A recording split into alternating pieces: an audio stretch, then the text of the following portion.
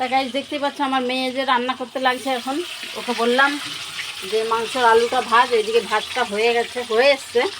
ও মাংসের আলুটা ভাজছে, পেঁয়াজ টমেটো কাটতে বললাম, ও কেটে কুটে রাখুক।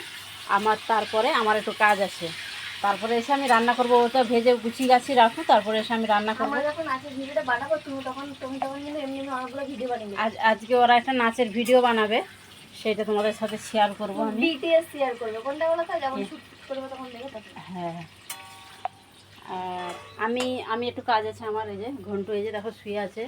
তোমরা হয়তো বলবে তোমাদের ঘন্টু কোথায় শুয়ে থাকে। ঘন্টু এই যে জায়গাটা লিখে দিয়েছে দেখাও।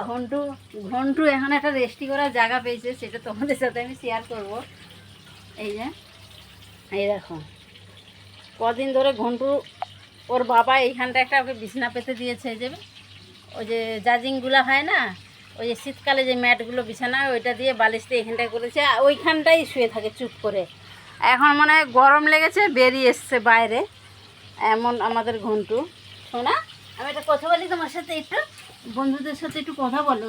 আমাদের বন্ধুরা বলে তোমাদের তো ছেলেটা তো খুব সুন্দর দেখতে, শোনো একটু, শোনো না বাবা, লাগ বলে।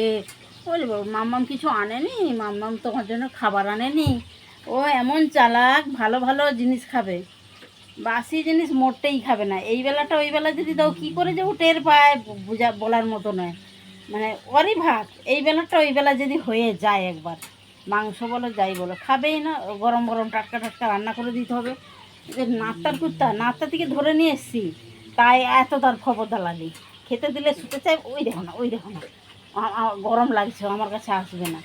শোনো একটা কথা বলি, শোনো। হ্যালো গাইস বলে দাও তো, হ্যালো গাইস। শোনো একটা কথা বলি।